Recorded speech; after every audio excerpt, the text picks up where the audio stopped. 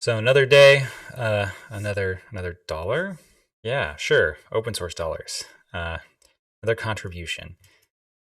Today, I was gonna take a quick look at a little bit of what I've been working on with Lando, and one thing I've been kind of thinking about here is our VuePress development setup. Because VuePress is kind of interesting to me with working with something like Lando, where it feels a little extraneous. Lando does. VuePress is just so lightweight. And if you're not familiar with VuePress, really cool project from the Vue team, obviously. So if you're a Vue.js person and you haven't checked out VuePress, check it out. Most commonly, it's really they made it, I think, for their docs. It's most commonly found as a document static site generator, and that's really if you kind of get started with their default theme and you get going into it, you'll see there's lots of resources for doing your doc sites with it. So yeah, I won't go too far in depth on VuePress, but pretty cool tool. We've used it to power most of our sites for Lando, for the website for Lando, the doc site for Lando. All these things are actually in our Lando organization on GitHub. You can go see their public repos. You can see the website repo. And that's actually what I'm going to be taking a quick look at today. So I kind of got curious because I'm gonna make my my Klingon pledge of honesty here that usually I just use Yarn Dev to work on my VuePress sites, including the Lando one. But I was just checking out, as you can probably see from my messy terminal screen. I was just playing around with the Lando config that we actually have on the website project, um, which is interesting. So kind of walking through this, right? This is my lando.yaml file. Bump up the text size here. Whoa, that's big. Maybe not that much. I'm not that old yet.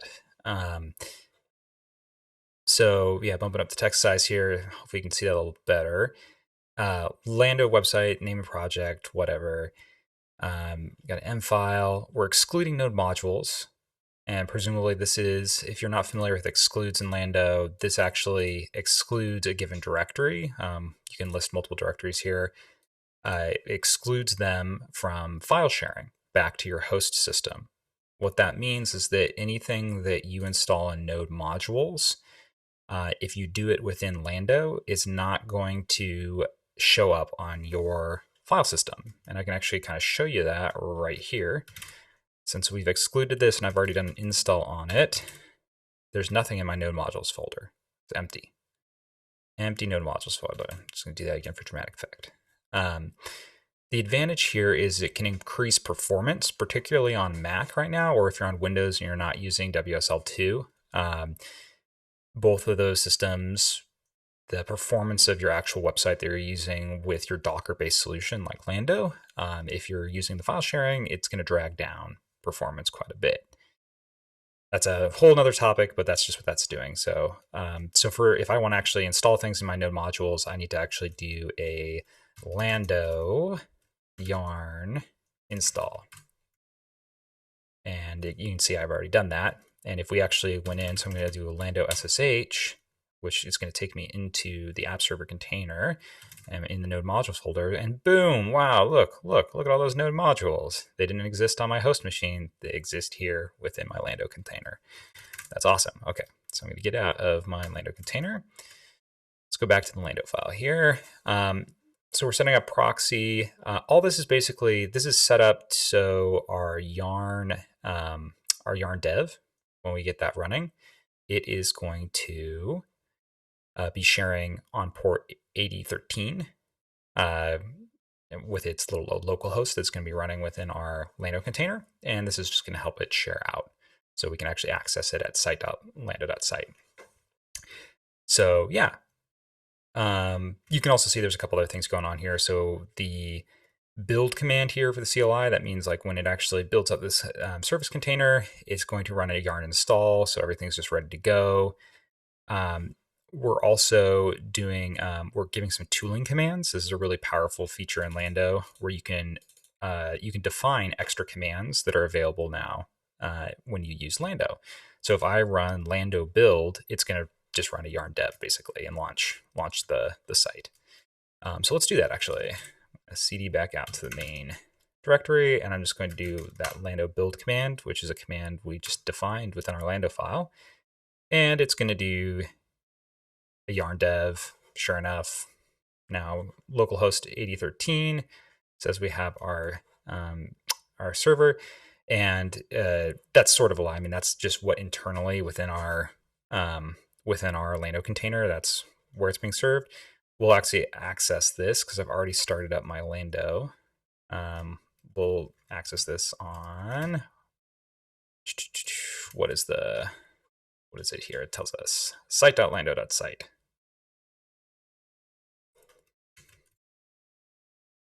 There we go. So there's the site. Looks pretty ugly because I probably need to turn off the toggleable light and dark modes, because dark mode's really what we've been working on.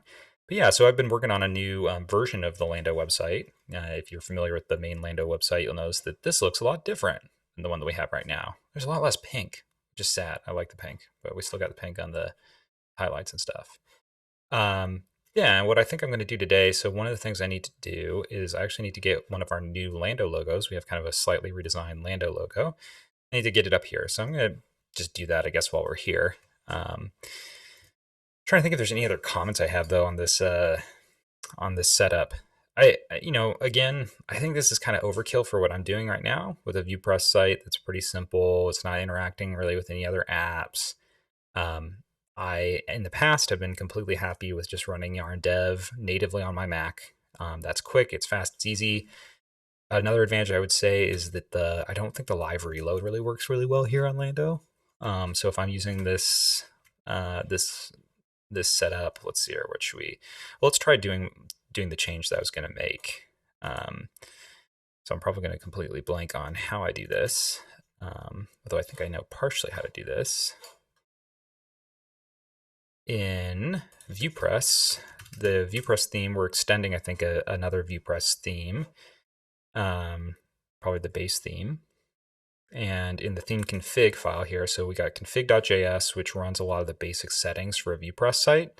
And this theme config sets up the theme, which it has a pluggable theme system. So you can install different types of themes and override them. By the way, this is actually in VuePress. I'm going to screw up my versioning here. It's VuePress 2, I think. That's the new one, right? Yes, VuePress 2. So we're actually in 2x, which is fairly significantly different. There's some big changes in VuePress 2. So if you're not familiar with that, just a note. It's out there. It's pretty mature. You should use it, but it's definitely different. It's familiar, but different. But anyway, so yes, we got this logo, images logo smallpink.png. Let's update that. Oh, and yeah, I've got the alternative logo dark, logo small white PNG. And let's update those to the new file that I want. I'm going to go over to my Google Drive. I think I can grab that.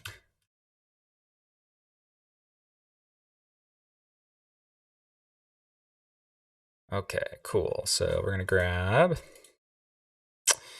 what I probably want the complete. Yeah, okay. So we got the white PNG. That's probably what we want. Okay, and there's the pink one, which is interesting. Let's start off with the white because I think that's what we're going to use for our for the dark mode that we're kind of working on here. So I'm going to try to get this Lando logo up here into the nav bar header. Let's check it out. Okay, so I'm going to replace this logo because I really want to feed my logo through this theme config setting. I'm not sure if that's actually hooked up right now, but we'll find out. Images, logo. Okay, so I'm going to go back over here. I'm going to go over to my website directory. I'll put the size on this a little more. Yeah, I'm going to go source of VuePress public. This is my public assets directory. Go into images. I see that logo small pink and small white. And it looks like one of those is for logo dark, one of those for logo normal. So I'm going to move over that file I just downloaded. What was its name? Okay, so if I just... Oh, so many Lando things. You'd think I work on Lando things. We're going to want that logo final white 2x, I think.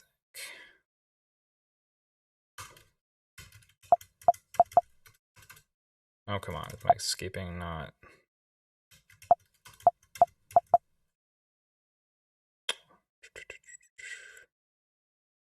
I did wrong, actually. Oh, maybe.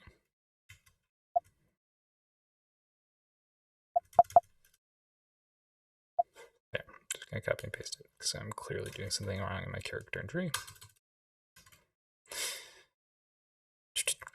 Okay, move that to logo small white.png. Okay, so that should have updated the file, and it's already marked as our logo dark. Now, the piece that I don't quite know is how do we actually insert that? I'm gonna guess. So, if you're not familiar with VuePress or Vue in general, so component-based system, got a bunch of components that are comprising the website.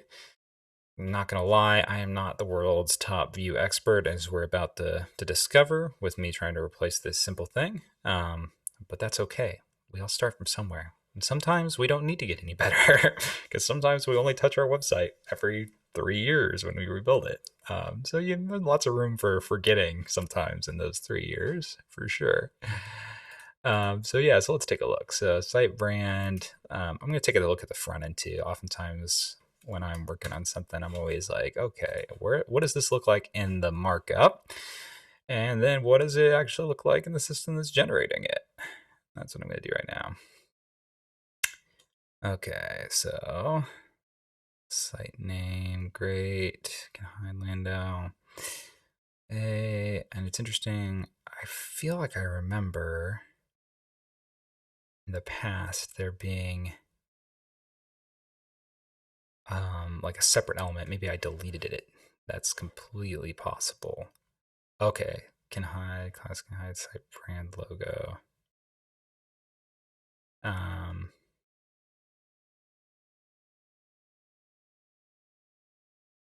Site brand title.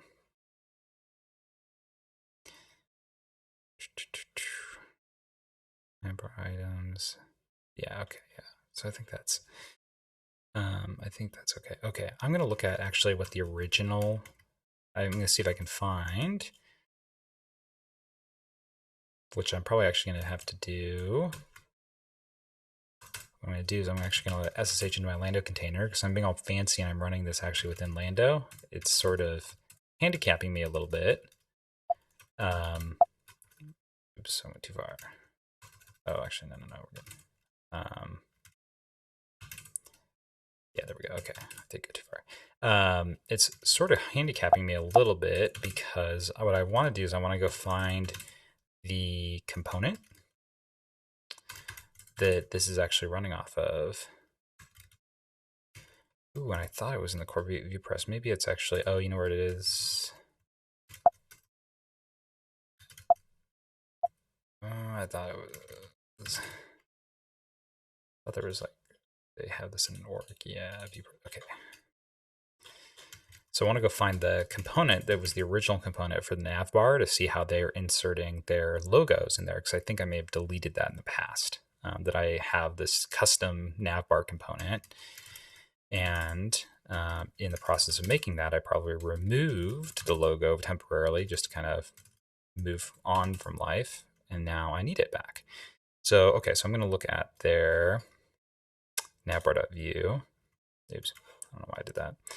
I'm just going to look at it with Vim, although I'm probably not going to have Vim in here. Oh no. See, this is the fun about developing within a container. Yeah, we don't have VI. So in lieu of installing Vim, which we could totally do, I'm just going to cat it out and just see if we can quickly see. Okay, so this probably looks like an unholy mess, but that's fine. Okay, navbar brand. Do we have the logo in here? Dark mode, whatever. Template is kind of what we were looking for. Okay, navbar brand is actually the component we're probably looking for in here. Okay, so let's look at navbar brand. Brand. And what does that tell us? Okay. Navbar brand logo. That's how it fetches the logo.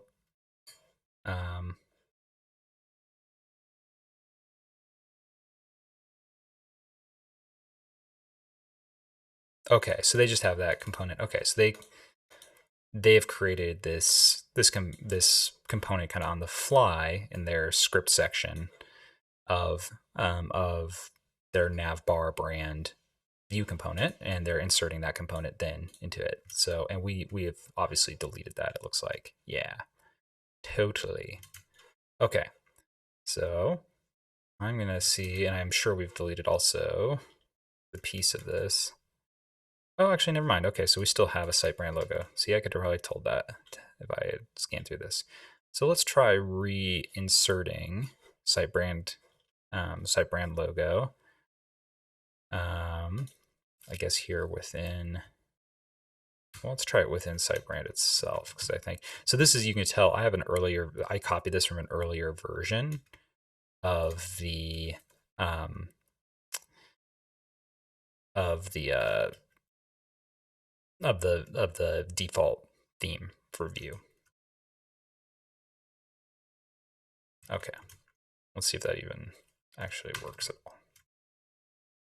That does anything. That just crashes. It looks like it just crashes. Did we get an error? Anything helpful? Oh, it's actually interesting. It looks like it says it's successfully compiled, but it seems very unhappy with us.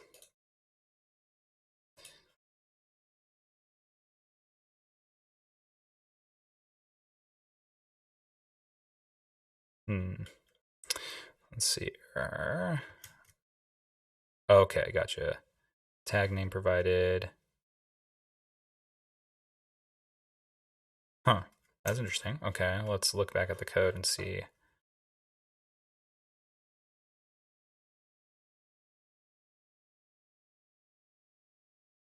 Site brand logo, where was that again? There it is. Is dark mode value and theme logo dark does not equal defined. Theme locale value.logo dark. Yeah, okay, so great. So that's wonderful. Oh, partially.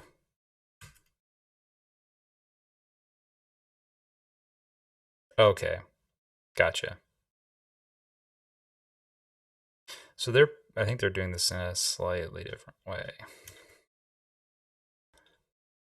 I'm curious if we go back to look at the way that they were doing it here in the new theme.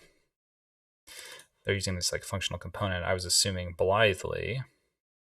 Yeah, okay, interesting. Okay, so we're gonna actually, at best, we're probably returning, that's just a computed field value that we're looking at. The thing we're trying to render right now as a component is not a component. Who would have thought? So what we need to do is we need to, presumably this is going to return. So let's get rid of this and just see if this works actually. Yeah, okay, of course. Let's try just doing something simple like just saying, because I think that should just return the text. So if we just go like,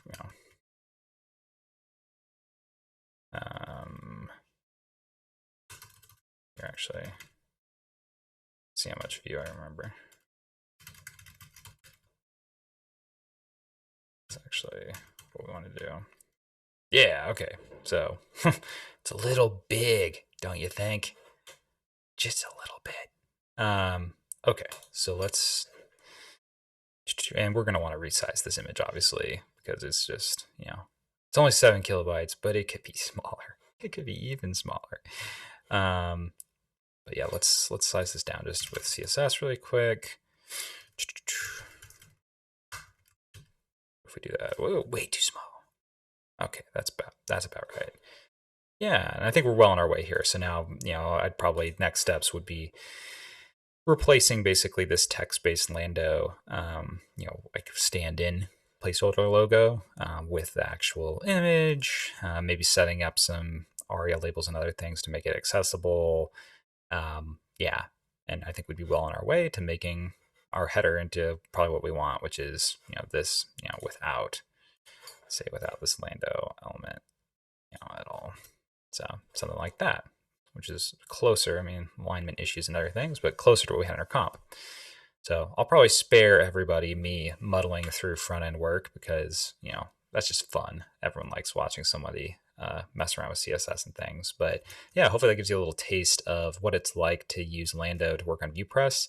Again, not my favorite solution actually for doing it. Like this is a case where I think unless you're doing something that's a networked app, maybe like we've had circumstances where we're using Nuxt as a front end for say like a WordPress or a Drupal site or something else. And we can run all those within Lando and we distribute it to our team and it just works when we're working with bigger teams. That's great.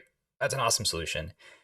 This for me, just working alone as a developer on something that's super simple. It's just a VuePress site, just a simple static site generator. It works fine on my Mac when I run Yarn Dev. It probably works fine on everyone else's computers if they're on Linux or Windows or whatever.